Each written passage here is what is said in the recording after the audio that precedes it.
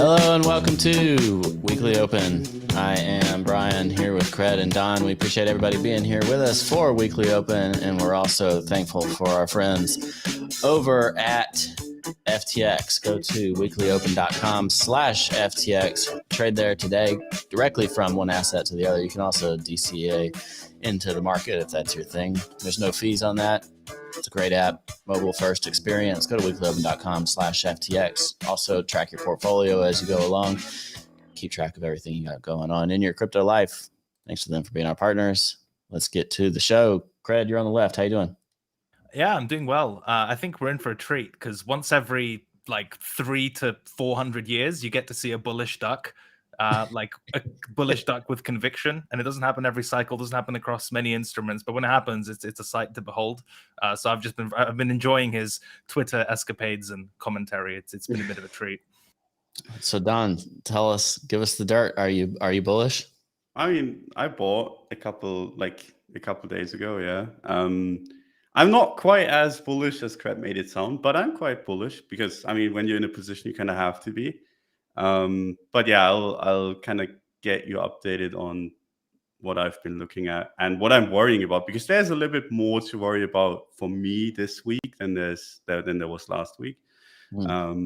So I can go over that real quick, which is like the high time frame stuff hasn't changed, right? You just look at the monthly, there's no change whatsoever from last week. Where stuff has changed is the weekly, right?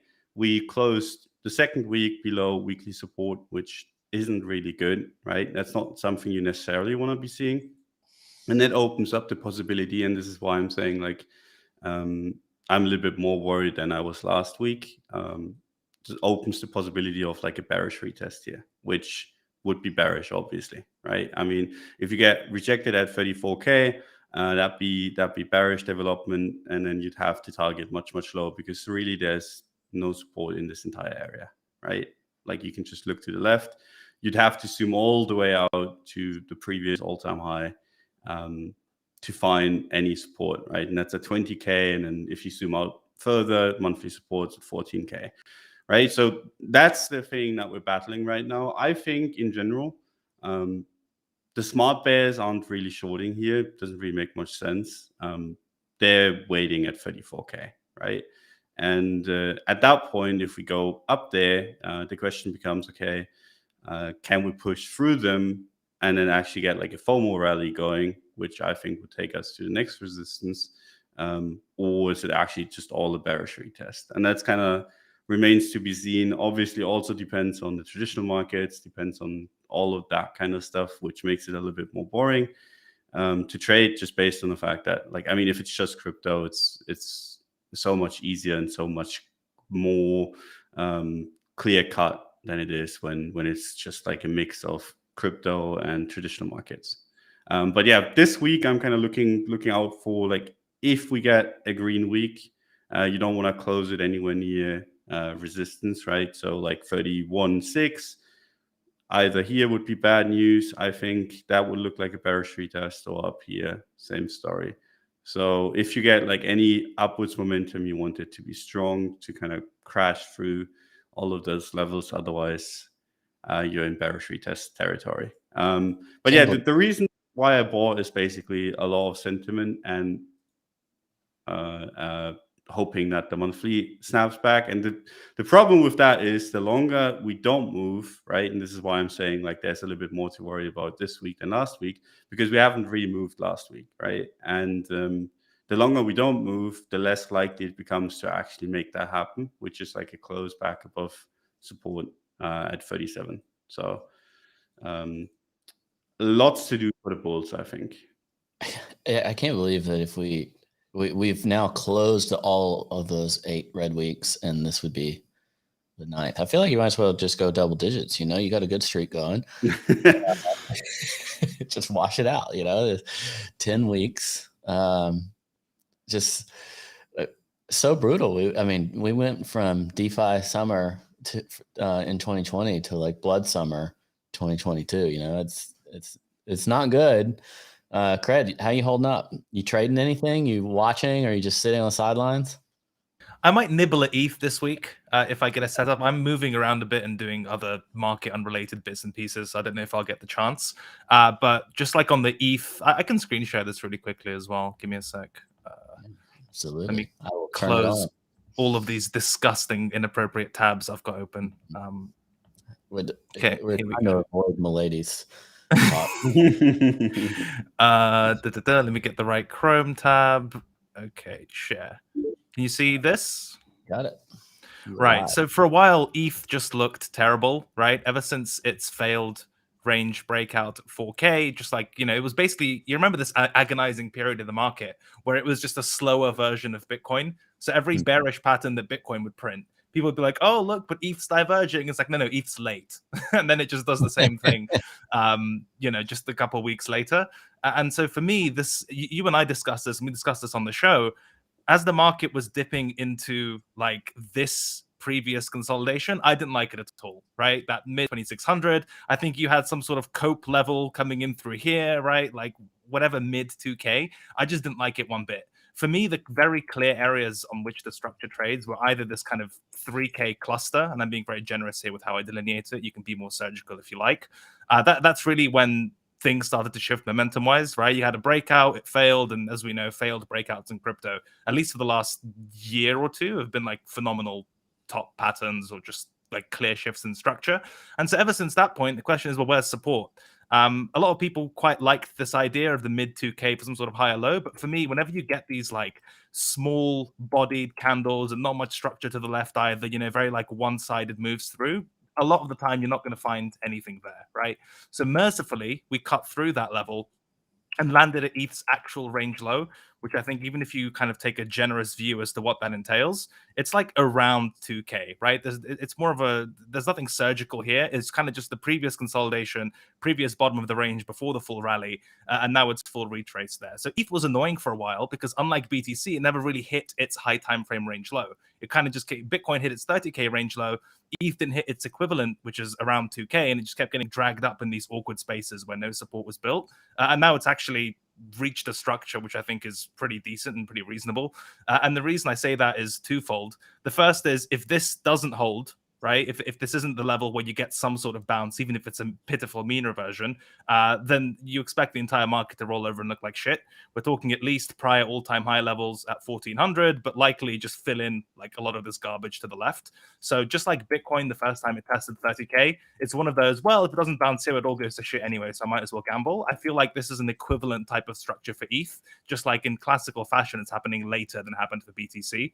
And as far as kind of resistances or bounces or like where does this go if this finds a bid, that's when I think your kind of cope higher low level, not your, but one's cope higher low level You can call it mine becomes.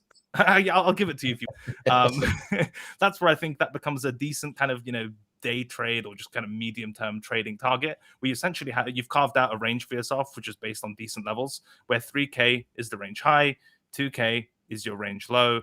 And then your midpoint or first kind of area of reversion falls right in the middle at mid 2000s. So I'm open-minded towards getting long ETH this week if it gives me a setup. I might have already missed it, depending on how the rest of the week unfolds. But I think we've just reached one of those lines in the sand, which don't come terribly often. And those types of areas where I like to punt or see what's going on at the very least. You highlighted some the bodies around 2K. What do you feel about the wick level there? Because I just find this very strange looking through the charts that you have 1700 almost exactly that was picked up 3 times, summer 2021 when it was just this brutal. Yeah. And then that's also roughly where we bottomed. And it does depend a little bit on exchange and all that from, a couple weeks ago, but it was basically the same thing. It was like 1700 was saved and wicked. Does that strike you as a level that just wants to get nuked, or do you think that's a real defense? It makes me uncomfortable that we keep putting in these equal lows at the same level, right? It becomes like not a magnet, that's sort of voodoo, but if you're short, that becomes a natural target. Or if you're looking to buy and you want to get a discount or sweep up some liquidations, that also becomes attractive on a relative basis, right? Because people are going to be likely puking or breakdown selling through those lows. So it's like on my radar, but on a kind of weekly close or just from a structural point of view, I mostly stick to candle bodies. And then if I think the trading through the wicks might give me some sort of discount, I'll definitely have an open mind towards that. Just on this occasion, I'm not sure if I want to go wick fishing below here, because as you mentioned, it'll be like the fourth test and look pretty rough.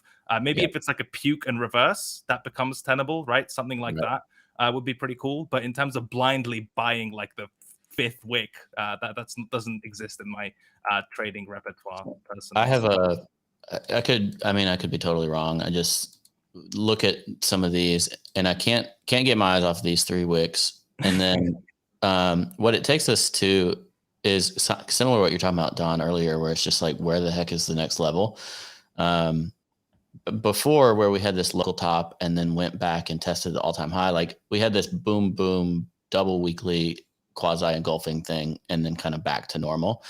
And so this range between 1700 and the prior all-time high, just under 1400, is a pretty wide, looks like kind of a volume vacuum, you know?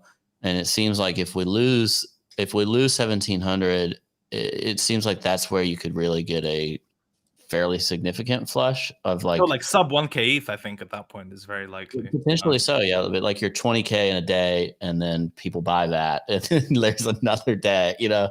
But where you kind of wash through in just a couple of days, and then you end up really regretting trying to buy kind of that range low or whatever, and you puke it, and then that's the bottom. Like, if from a narrative perspective, all the things that could combine, it seems like the type of thing where that's exactly to your point there, Cred, that you end up with an opportunity potentially to, you know, buy somewhere in here, whether it's at 1,000, whether it's at 1,200. I don't really know. Both of them. I've got a good meme for this, by the way, which is very fitting to what you're talking about. Did you remember how on the way down, the kind of golden level to buy the dip was like 4K ETH and 40K? It was like 3K ETH, 40K BTC. Now we've just kind of shaved that off a little. It's 2K ETH and 30K BTC. So if that doesn't work, you buy 20K BTC, 1K ETH. And then if that doesn't work, you buy 10K BTC and ETH for 0, right? The market runs on memes. You just have to like scale it down a little every single time in these nice round numbers. So like the 40K, 3K didn't work. So we're running it back at 30K, 2K. It just it's seems not the worst to me, meme. Like, I've seen worse hope in this market. Come on, guys. yeah, it just seems to me like a lot of things. There's a lot of outcomes, a lot of like news events or reasons that could end up in that type of move that makes me feel more comfortable than trying to be all in at 1,700 because it's held 4 times. You know, if something is held 4 times, it makes me kind of nervous about the 5th personally. Yeah, it's like, why are we back there, right? If it's such a good level, why do we keep coming back to test it without producing material bounce? And I think that adds to just some context in general. When I say I'd be open-minded to like fishing down there, maybe I've missed it, maybe I haven't, whatever. It's not like my sizing would reflect the fact that it's not the type of macro bottom forever play that I'd be going for. It's just like a bounce to resistance type of play I'm going for, right? I think people have this romanticized view that even if a trader's looking for a counter trend bounce, that's the same conviction as their kind of macro bottom positioning. They're just going to pile into the market and then ride it off into infinity. I think even a lot of astute bulls on Twitter are kind of looking for a hit and run type of trade where they get in at a level where there's a lot of fear or no one wants to buy. A lot of those shorts are caught offside and they cover when it reaches resistance and so on and so forth. So I think it's worth differentiating both in your conviction and also how you size that trade, whether you're just looking for a reversion or whether it's some big macro forever bottom puke, whatever. And so for me, it's very much the, reversion until proven otherwise type of thing. I think that's a great point. And then one other element that Bitcoin doesn't have to nuke as hard as ETH in that scenario, because that's 50% from here for ETH if it goes down to 1,000. And I think what it would correlate to is Bitcoin nuking in some capacity. I don't know what, let's say it goes to 22 to 25. But ETH could just lose this again, a level, a line, diagonal, whatever. This like doesn't exactly spur a ton of confidence for it just to be hovering for 3 weeks on the lower end of it, of that ETH BTC ratio. So if it breaks down and people all of a sudden are like, okay, well, it's going back to 0.055 or it's going back to 0.04, any of it allows for ETH to underperform significantly in the face of most people assuming ETH will outperform significantly because of merge stuff or whatever other reasons. And so all of a sudden, if that theory gets tested or it becomes wrong, the potential for an outsized move in the reverse direction seems high, and that's what worries me on that trade. At the same time, it is a good risk reward. I agree with you on that, but I really start to hesitate when we just keep testing the same stuff over and over again, and we attach ourselves to the same, like, to this thing we expect. And there's some drama. I don't even know if it's drama. There's mixed reviews around, like, the timeline for the merge. It's, people are saying, oh, well, like, we really want it to be in August. This was someone from the Ethereum Foundation. So if that doesn't happen, does that give the narrative for ETH to lose those relative levels? And at the same time, where maybe that's when the continuation and bear market structures and the rest of legacy markets and everything else plays out. And is that the type of thing that gives the spark to go full capitulation? Because what I want to do here is not FUD ETH or, like, whatever, like, say, oh, it's all going to zero. But if you can get something like that, where, say, sub $1,000 ETH, if you can be prepared for that, it's so much better of a trade and a place to be comfy from than anything else, because that finally has the potential to be like a bottom, a real bottom. That would be 80% or more off the top for ETH. What do y'all think about that? Am I crazy? Is it bullish that I'm bear posting? No, I mean, I think for a macro kind of buy, that'd be insane. Like, if you get 800 to like 1,000 on ETH, it's the question: do we go there before? Like, do we have a bounce before, or do we just straight up go there? I think in general, it's pretty likely that we're gonna go there eventually. It's just a question: do we do this and then wipe out, or do we just wipe out and immediately go? And I think, I mean, it doesn't look like a big move like this, but we've already had a massive move, right? From 5K all the way down to 2K. And this is pretty much one of the first times since, it's the first time since the 12th of July that we've tested this level. So I kind of agree with Cred, like, it's an amazing level to buy, I think. It's kind of weird that it's so much clearer than Bitcoin is, because Bitcoin is chilling pretty much. If you compare this to Bitcoin is chilling down here below weekly support, and ETH is chilling right on top of weekly support. So the bearish argument there is it's the same thing. It's just late to the party, right? Like, yeah, it's gonna close through that as well. It's just gonna take I guess your weekly closes on Bitcoin are closer to like 32K, and it's hovering at 30. Yeah, so it's like you kind of have this weird situation where it's pretty unclear. Just based on the ETH chart, I think you want to be buying this. Just based on the Bitcoin chart, you don't necessarily want to. So it's kind of like, it's pretty tough. Based on sentiment, I don't think there's too much ETH sentiment around. Most of it is just focused on Bitcoin in general. Like, sentiment's been hilariously bad, but that is due to, like, outside factors. So, like, at least you have to give them some slack, at least a little bit. But I still think, like, people are just aping out right now, just going completely crazy, making stuff up, trying to find reasons to be bearish at support. But yeah, I do think we are at support on ETH, and I wouldn't want to bet on the breakdown. But if it does happen, I'm going to be buying 800 if I get to. I'd love that. For ETH for longer term positions. Just the question of, do we get it now, or do we get it maybe in half a year or later? I don't know. I could see it happen after the merge as well. What do you think would make it happen after the merge?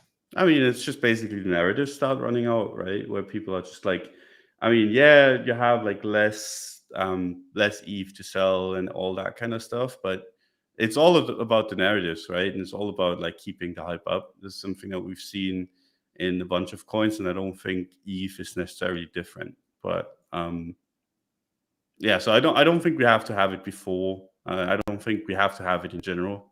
I'm just saying, we are at support. I like Cred's idea.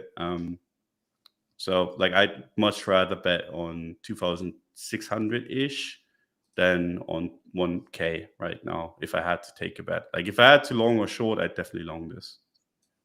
Yeah, somebody in the chat earlier was saying, yes, it is bullish that I'm bear posting. I mean, I guess I have to say, like, I just have a hard time when we show this much weakness, not staring at the 200-week moving averages. And I know I'm the only person that really loves these on this call, but the closer we get to them, the more I feel like we're just gonna smash them. And maybe we smash through them. I don't really know, but it seems unlikely to me that more market participants aren't just starting to look at that and say, I'm not interested in buying until then. And I think that's the benefit of moving averages, is people look at them, right? And in absence of other reasons from a psychological or trading perspective for the price to stop somewhere, that is a very clear place for the price to potentially stop or target. So as we are get to this point where, I guess for Bitcoin, you know, it's a 25% move, which in our land, that's one bad week, right? We just got fairly close to it, but didn't touch. I can imagine the scenarios trying to play the probabilities in my head where you start to backfill that week, flush out, and then you get this, 25% move in Bitcoin, 40% move in ETH. And then that gives you a much clearer, like, okay, this is either going to grind or bounce for 6 months off of a level like that. Do y'all put any merit into the trend following stuff here, or are you mostly? I do. Yeah, I don't find it at all.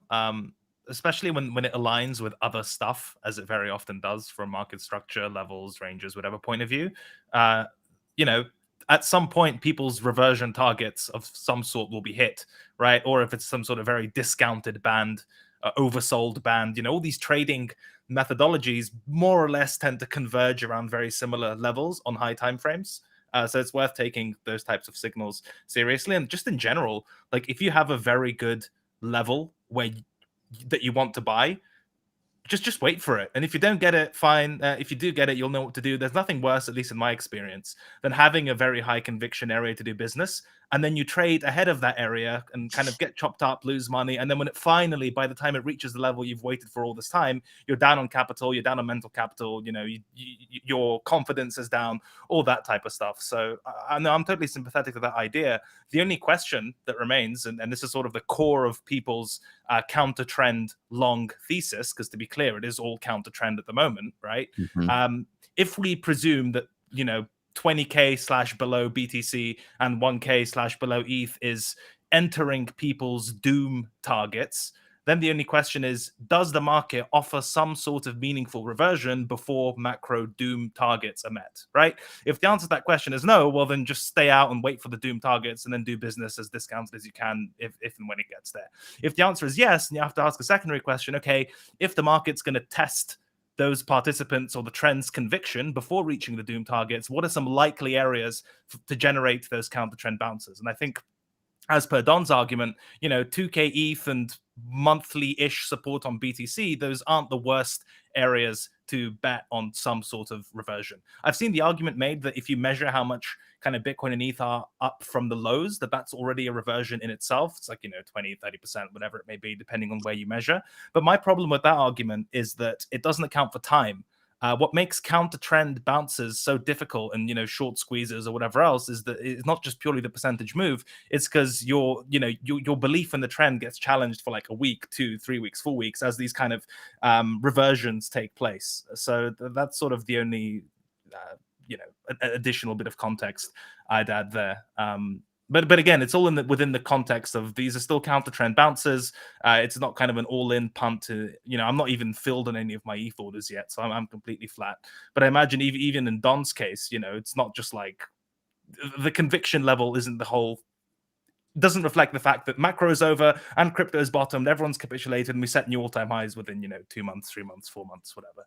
I think people, as he said, even kind of really bearish participants probably aren't shorting here and they're somewhat averse and want to see more evidence of maybe a fake out to the upside before continuation, or maybe even a squeeze to higher levels to get better positioning. I tried to write a thread about this on Twitter about kind of being late to a trend. If you think about it, we have this conventional wisdom to say that whenever Bitcoin drops 40%, it's like a good buy in an uptrend.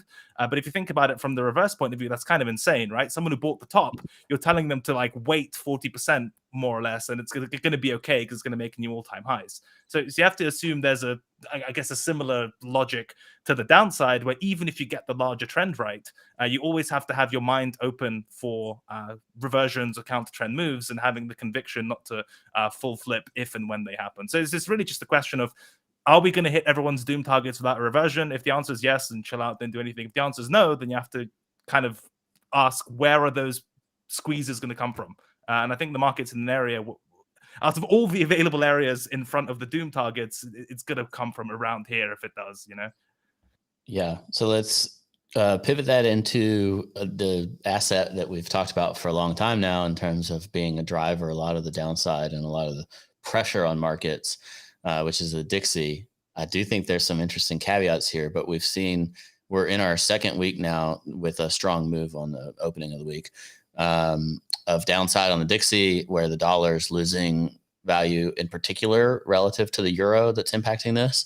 But we do have a threat, I guess, to the weekly parabola that has been shaping up. Depending on how you draw that, there was a parabola that I'd drawn on the daily that's really getting threatened. This is the problem with parabolas. There's lots of ways to draw a curved line to fit your narrative. We should get our friend Trav to come assist with his expertise. Yeah, he knows how to redraw them real well.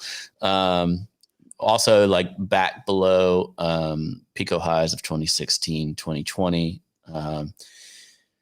What do y'all read into this? Is this like this thing needs to consolidate, backfill, whatever, but doesn't have much of an impact? Why do you think we're not seeing a significant upside in risk assets in response? I have some theories on it, but I'm curious if y'all have any first. Go on, Duck.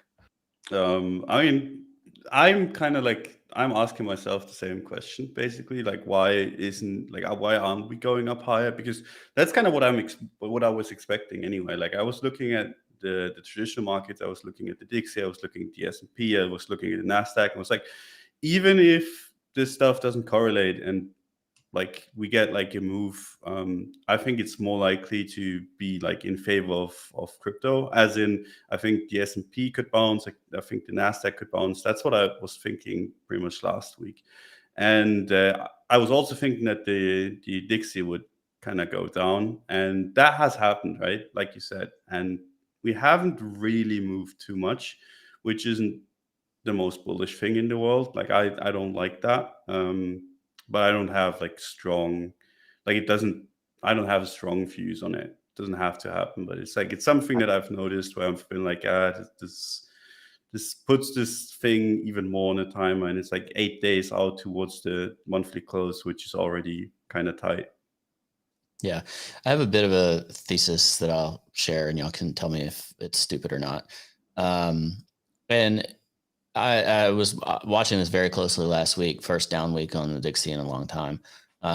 This week we actually got news, maybe it was overnight, last night maybe, where the ECB is talking about getting out of negative yielding rates.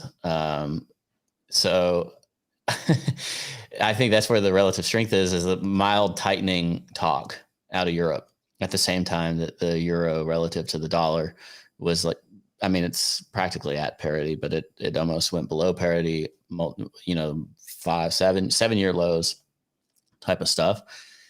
But what's fascinating there, and what I think might be the cause, because Bitcoin was not really moving up quickly when the Dixie was falling, but when the Dixie would start to recover, Bitcoin would puke.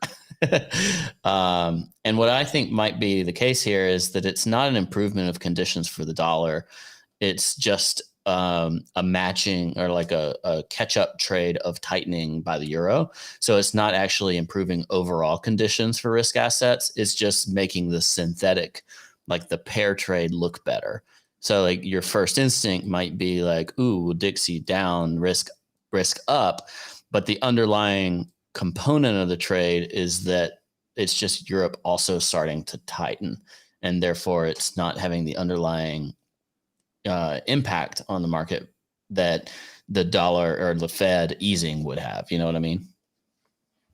That makes sense to me. For my that doesn't mean anything that it makes sense to me because I'm an idiot who doesn't know anything about this. But like the logic seems internally consistent, and I did see the same headlines about hawkishness coming out from Europe as well, which is a phrase you don't hear all too often, if at all. Yeah, I guess you hear it when the euro looks like it's just about to puke.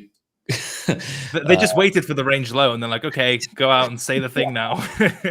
I did have a good meme because you're thinking too hard, Ledger. If you want to find a good narrative for a rally in risk assets, it's the fact that they officially, quote unquote, entered a bear market when I think the S&P slipped 20% or whatever, and then it just ripped up from that point exactly. Don and I were memeing on this other show about how unreasonable it is to have that as your trend proxy, just as this arbitrary 20% decline. It's like, inflation's going up, there's tightening, risk is getting battered, all these SPACs and frothy parts of the market are getting obliterated. You just don't give a shit. You're completely, oblivious to all of it. But then and only when 20%, this magic 20% point is hit, you're like, oh, maybe there's something bearish about this market. It's just an absurd way to trade. You clearly need like faster moving signals than that. But if you want a kind of S&P counter trend rally meme, it'd be a nice story. And again, this isn't like a compelling argument, just purely narratively. It'd be a nice story if right after the official bear market was entered by this arbitrary 20% measurement, you actually got a bit of a bounce in risk assets. So we know memes control the world. That'd be quite nice. Yeah, I like that. Simultaneously, 30-year yields are slamming into a 200-month moving average and also kind of a forever trend line, like going back to 1988. At least that's when I can track it via the TVC.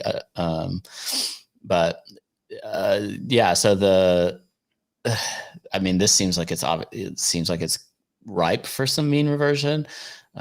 Rates moved really, really strongly, but again, these are things that line up together, right? If the Dixie starts to fall, if rates ease off, bonds recover a bit, whatever, like risk does a little better. All that can signal to this mean reversion trade that you're all talking about. The market needs to hurry up though, because from a futures point of view, there's a fair bit of open interest built up within this range. So price hasn't made a higher high. Open interest is up significantly, and you have funding now trading at a premium in general. Futures in general trading at a premium to spot within the latter half of this range. So that would again, it's 1-to-1, they're one long for every short, etc. That would generally suggest the fact that OI up, price still within the range, and then funding flipped from negative to positive. I think you can make a reasonable case probabilistically that's a lot of, and CVD up as well. So I think all those things are strongly suggesting a lot of long interest in futures, a lot of aggression, and price hasn't kind of shown up to the party to match it yet. It kind of has to do that soon. Otherwise, if you keep all this fresh OI and financing those long positions, it's nothing crazy yet, but just in general, if they don't get what they're in for when they long, that's a bit of a meaty unwind to fuel a bit of a downside move. So we're seeing some aggression in futures, which price currently isn't reflecting and or rewarding. So this thing kind of needs to get a move on before that open interest becomes a threat / a bounty more than anything else. Don, what are you pointing at here? You're on a very low time frame for you, so I have to ask. Yeah, I mean it's something that I've been looking at on the lower time frames. I like that level a lot, man.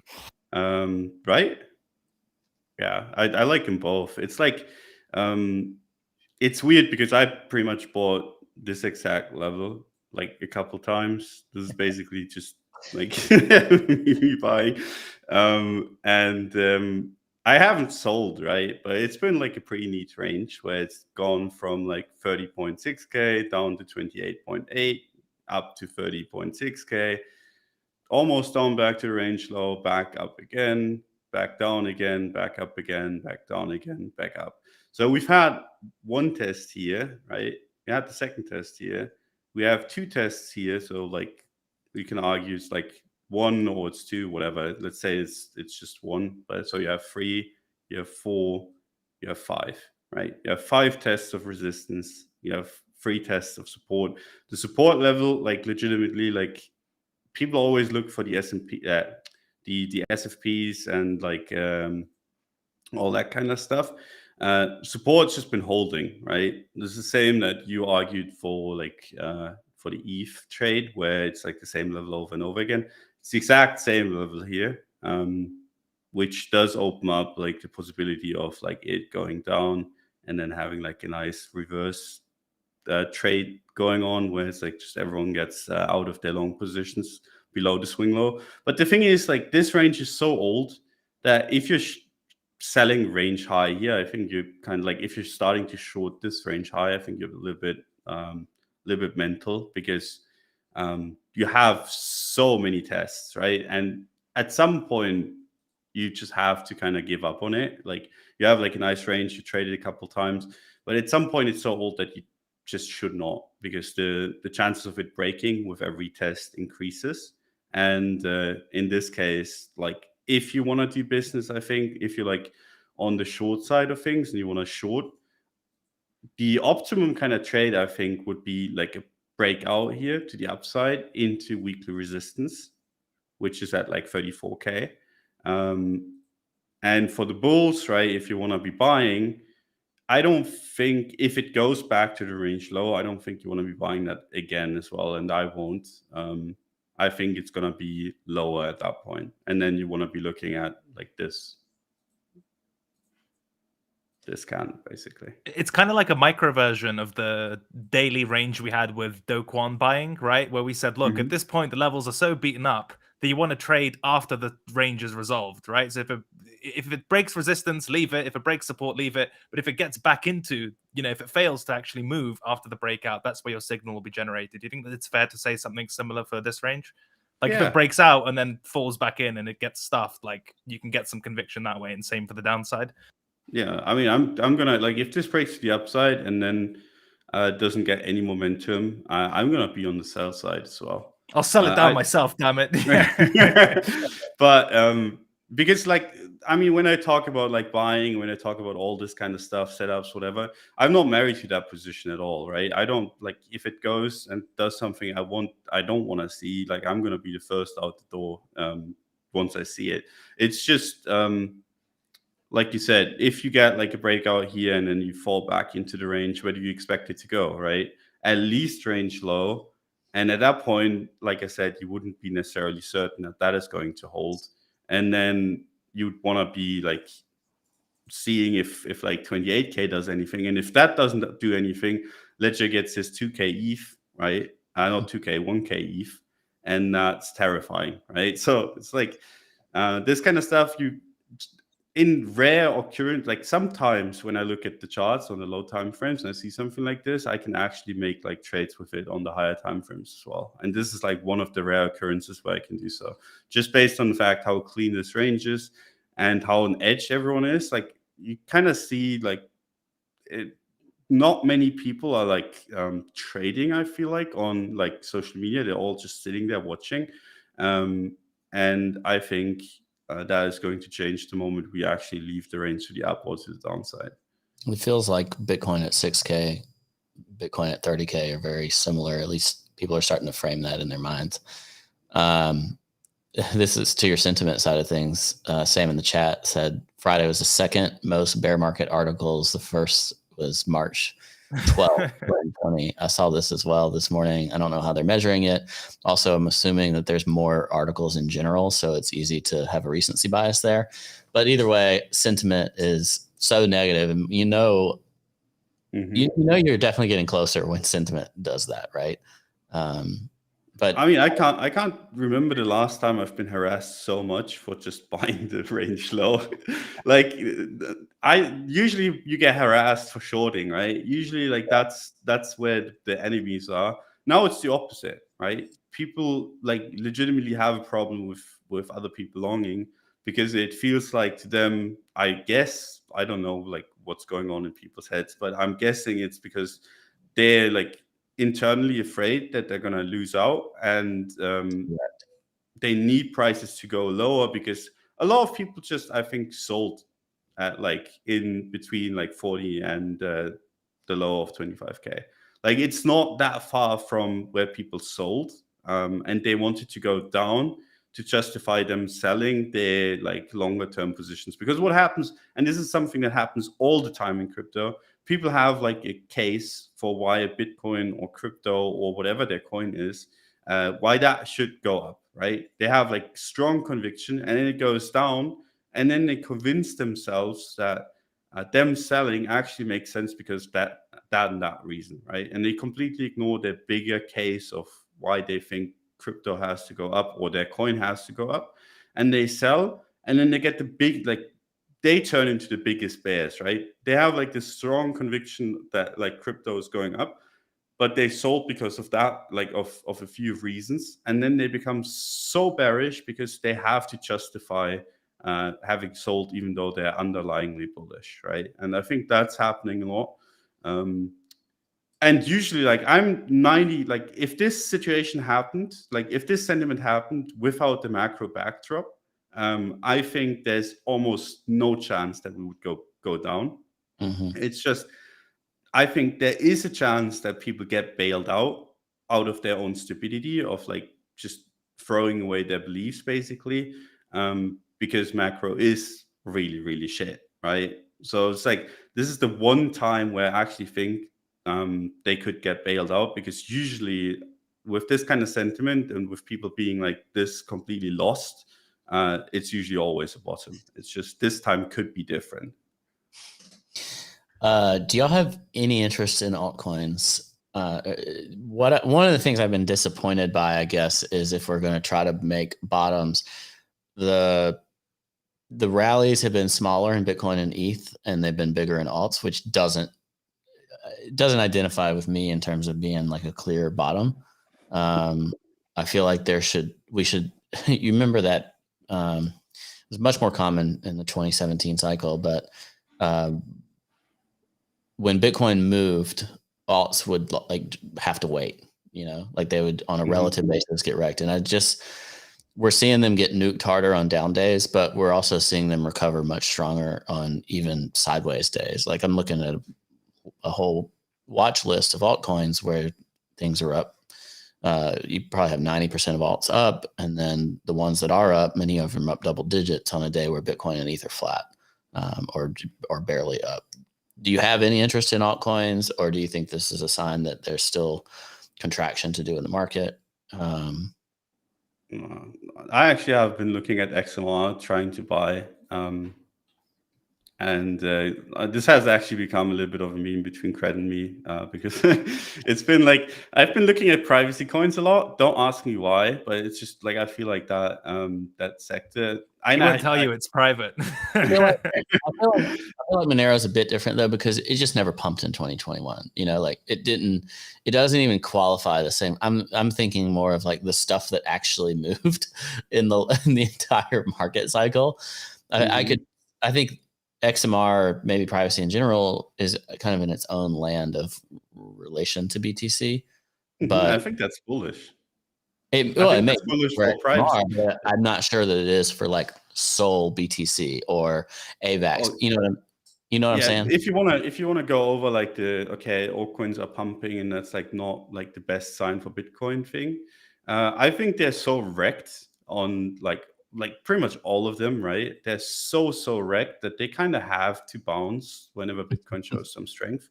And once Bitcoin absolutely giga runs, I think that would stop, if it does at all. So I think like all of these bounces, right? These like, this list is entirely green, and you get like Request Network like 35% up.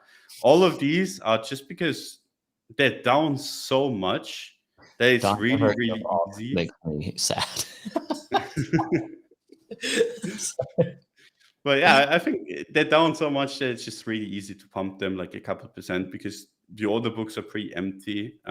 Like whenever you have like an order book, right, and you start selling into that order book because Bitcoin is bearish or whatever, it's really easy to just reclaim that once Bitcoin actually like finds a bottom, because there's not like people, especially when altcoins haven't been doing too well in a while, people don't necessarily move their asks down So it's like the order book's just empty, and people just like a little bit of buying just takes it back to where it was before. And I think that's where all of these like 5% moves come from, or like most of them anyway. So it's like not necessarily, because I'm like a big advocate of, okay, if Bitcoin goes, if Bitcoin wants to be bullish, has to be bullish on its own. But in these cases, I think it's mostly because of just like illiquid marketplaces. I agree. When the market gets wiped out, and especially when there's no like passive bid or narrative that's clearly has a lot of money thrown at it, the general signals for the market as a whole that you're going to get from altcoins, I think, is, reduced. The utility of that is reduced significantly. Like, when the market's bullish and you had like Sol, Luna, AVAX mooning, you could just get a sense of market structure in general and trend and direction based on how those names were doing without even looking at BTC and ETH in the first place, right? Now, whether that's a good long-term strategy or not, most people know where I fall on that. But I think a lot of the reason, for example, why Sol, AVAX, Luna doesn't exist anymore, like those names still get bid when the market gets bid up, or sold when the market gets sold down.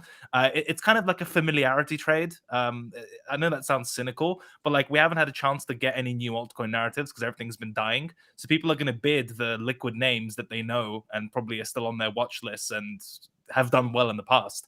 And probably with that comes some sort of improved liquidity relative to other competitors, because as Don mentioned, it's a bit shit out there. I really think that explains most of it.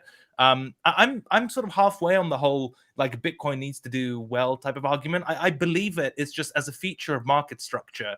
The whole Bitcoin needs to decouple, and in general, Bitcoin-led rally, like all of those memes have been sort of, they haven't really shown up, so to speak. Like, you remember Ledger, the Bitcoin's raw type of like that whole meme, which didn't come to fruition either. That was quite funny as a kind of turn of phrase. But yeah, I'm not sure what needs to happen for us to reach like Bitcoin centric market structure in that regard. Don't have any wisdom there.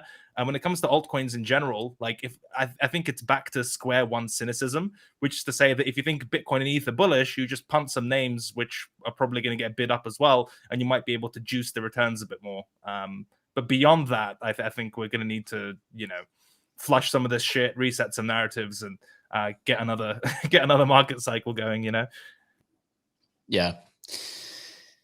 I think I agree. It's probably mostly the result of liquidity issues. I think that was a good point. Yeah. Have you looked at the XMR Monero Bitcoin monthly chart?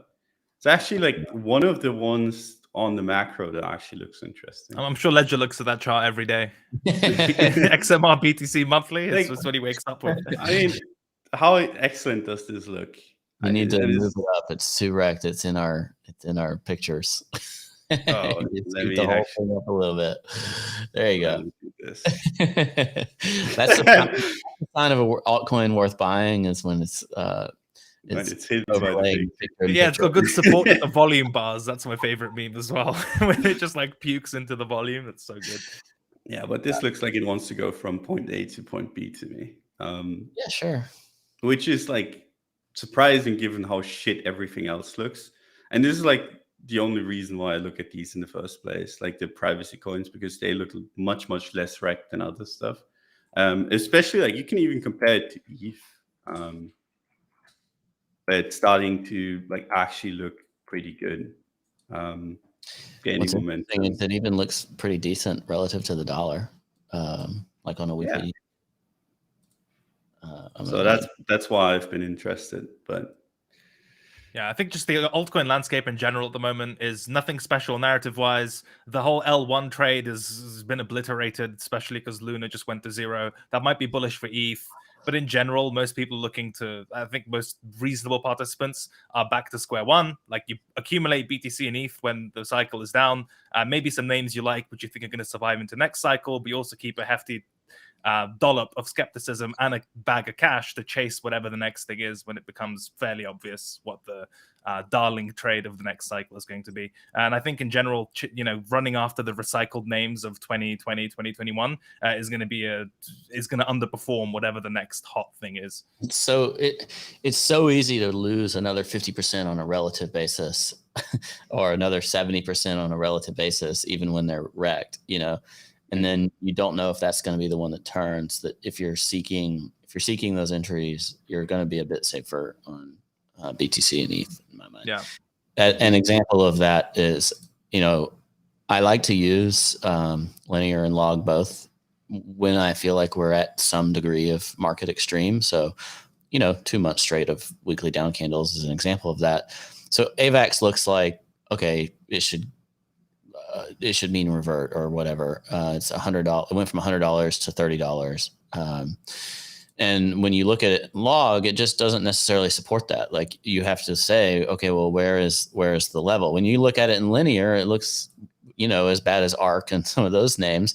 And sure, it can bounce a ton. It can bounce 100%. I'll double my money. The question is, will it bounce 100% from 30 or from 15? And I don't know the answer to that.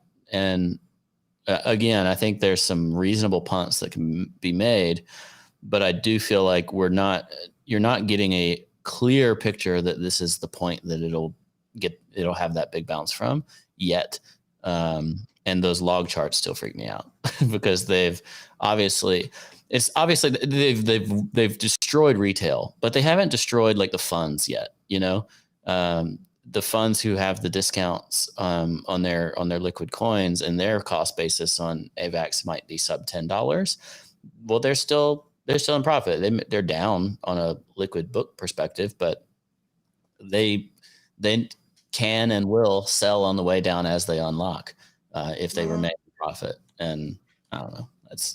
That's my fear. I look at these in log and I still get nervous, even though in linear they're completely wrecked. Like, this is not a strong chart.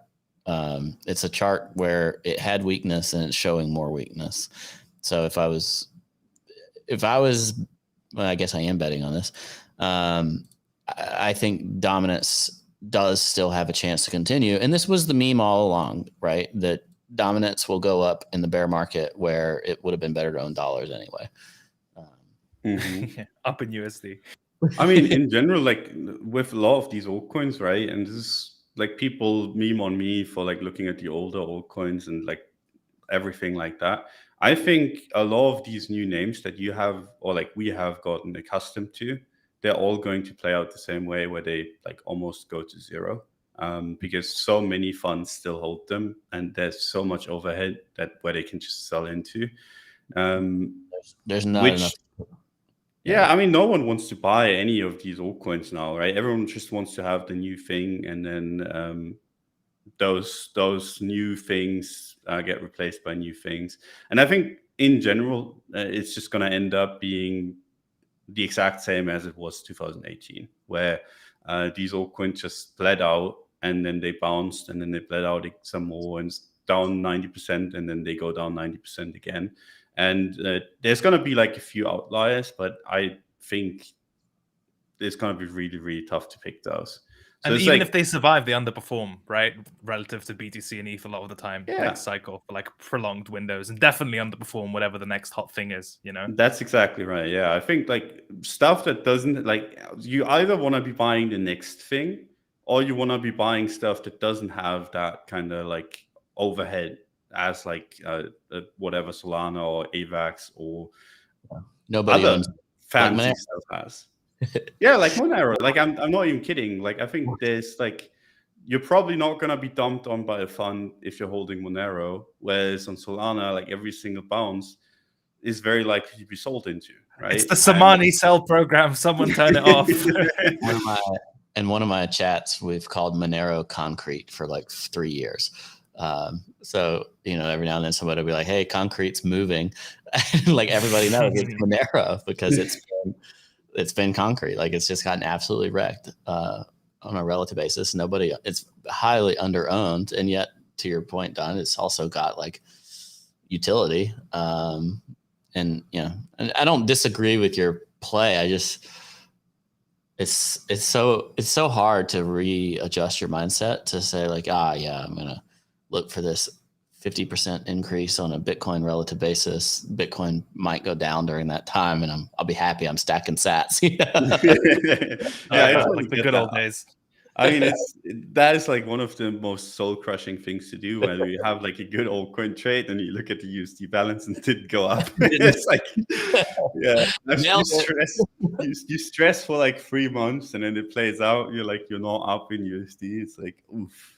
But sometimes it's just how it is. And then sometimes when the market turns around and you're actually like well positioned in an altcoin, you take advantage of both, right? And that's happened with ETH, for example, where ETH was like really like struggling, and then it made a bottom, and then you had like, and Bitcoin made a bottom as well, and you had like both of it. Like you had the ETH BTC pair go up, and you have ETH USD go up, and ETH USD outperformed Bitcoin the entire way up, right?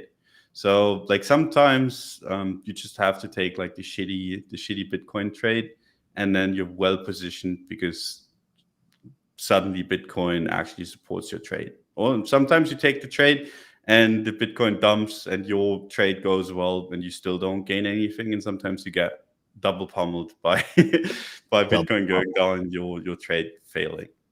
All right, why don't we end on either a recommendation or something that you're watching this week? Oof. I mean, I'm watching Bitcoin for the most part. I want to see how, like, momentum wise, if we can turn this around. I think there's a good chance that we actually close the week green. It's just how much. If it's just a tiny bit going to resistance, that's going to look shit. So next weekly open is pretty much where I'm going to have to decide whether I actually want to keep my positions or not. And there's a world in which we close at resistance and then keep going up. But that's not the trade that I want to be taking, right? There's like, I mean, there's a system to my madness, and if we close at resistance, I don't mind reopening once we actually break it. Nice. So that's what I'm looking for on Bitcoin. And then with regards to altcoins, I'm looking for relative strength sectoral wise. That's why I mentioned the privacy stuff, just because even Zcash, which is like the biggest meme on the planet, is outperforming most other altcoins just by not dumping, right? It's not done anything. That's a good sign. It's not done anything, but it's like it's not been dumping either, right? Whereas like you look at other coins, even relative to Bitcoin, and they've been down only. That's something that I'm looking at as well, but it's more like a macro thing rather than until next week. But yeah, not much more than that. Besides ETH, obviously, which I think Cred is going to talk about. Yeah, sure. I mean, I can screen share quickly again. Hold on. Press the right button. Chrome tab. Here we go. Right. In BTC land, I'm not as ambitious, not even ambitious, but I don't have the type of setup that Don had to buy the Pico bottom and make the range low. From like a weekly perspective, given it's a weekly show, the earliest setup, which would suggest some evidence of absorption or a range reclaim, or that this breakdown isn't going to print another 16 red weekly candles. For me, it's this range low, which looks a bit clumsy, but there is a method to the madness. For me, it originated here at this lowest close. Nice failed breakdown pattern in the summer of last year, and currently closing below that, right? So for me, the earliest bullish signal on the weekly time frame for BTC would have to be a strength / a weekly close back above wherever this level is. I think it's about 32K. With the power of science, we can actually take a look at what the price level is on this lowest close. It's like 32.3K or thereabouts. So, you know, the bullish case would be that this is the apex of the selling. Then you get some slowdown, fatigue, you know, inside week, whatever, and then eventually crawls back up and closes through. And you at least reverse this candle with an equally sized green one. That'd be a very conservative type of level to level trade where I'd be looking for some sort of reversion towards, I mean, if I'm being very conservative, just some, you know, basically the pre-breakdown shelf at around 35, 37K. That's not a ton of space between A and B, right? Like if it's like a 32K reclaim into 33, into 35, 37, I mean, it's puntable, especially if you manage to nail down your risk on lower timeframes, but purely just structurally, this has just been a one-sided journey, right? So I need to see some evidence that we're going to not do another what we've done for the last 8 weeks. And for me, the earliest form that evidence could take on the weekly time frame is by, for a change, not just puking through a range low, but actually trading back within one and getting accepted back within it, etc. And then I'd be looking for reversion on a larger basis. Depends what futures do, so on and so forth. That's Bitcoin weekly. As far as the lower timeframes, I mean, I'm pretty much in agreement with Don here, with the extra caveat that futures are being a bit aggressive. So that needs to kind of work because otherwise number go down, right? And I think the earliest decent signal of a breakout would be a 4-hour close through this kind of 30.6, 31K, whatever. And the reason is from a lower time frame perspective, you know, I love those double failed breakouts where you have a clear range level, in this case here. You have a fake out number one, which is brutal, and then the level just starts acting as resistance, right? Which is what's happening right now. However, since you've already had the fake out, in general, if it gets accepted back above where the fake out took place, it's far less likely that you get this price action again and it just like fakes you out twice and pukes. It's much more likely that, you know, fool me once, but the second time around, that's usually a continuation pattern. So that's kind of what I'd be looking for on an intraday basis. As far as more pertinent stuff, ETH USD, I think, look, the bearish case is that it's simply a slow version of BTC USD, that Bitcoin puked through its weekly support, so ETH is going to as well. I think that's fine. It's a tenable argument, but just like it's been a while since this market has tested a level that really matters, and it's doing so now. And unlike BTC, it never really hit its 30K equivalent, which is 2K, and I think it's done that now. So I don't want to fade that. If it lets me in, that would be nice. I'm not sure whether it will or not. Maybe I'd need to fish on lower timeframes or something, as clumsy as this kind of price structure may seem. But targets for that, again, similarly, I'm not going to be marrying any of these bounces if I get fills. For me, it'd be a very simple reversion trade, the ledger redemption arc towards the previous higher low at around 2.5K or thereabouts. Otherwise, if it's puke nuke city, as I said, we're just moving down the memes. It's actually a very logical system. It's like 40K BTC, 3K ETH, 30K BTC, 2K ETH, then it's going to be, you know, 20K BTC, 1K ETH. It's a great meme, but it does kind of seem to align with good price levels. So why not broadly follow it? That's all I've got. I agree with you on those levels and the way that people round them in their heads. I think that, in my personal opinion, that could take months. I don't know. I think we're still just on every word of the Fed, and I hate that perspective, having to deal with that. I don't disagree with anything else said about price. I think we could totally have a 10, 20% type of move. I think it'll be telling how strongly and how quickly it's faded on that move, because I do think people will step in and be willing to sell, say, $2,500 ETH and $35,000 Bitcoin or whatever. So my thing is going to be something I mentioned in the pre-show. I just finally read Reminiscences of a Stock Operator, which is based on it's a fictional story, which finally is what actually convinced me to read it, because I don't really like nonfiction type of stuff as much, but it's a first person fiction account, but it's basically a complete mirror of Jesse Livermore's life. Fantastic book, great way to get into the kind of the mindset of a trader, someone who was excellent in terms of understanding and reading a market and how they think about things and how they go through a decision-making process. The dude still ended up, I think, destitute in some degree.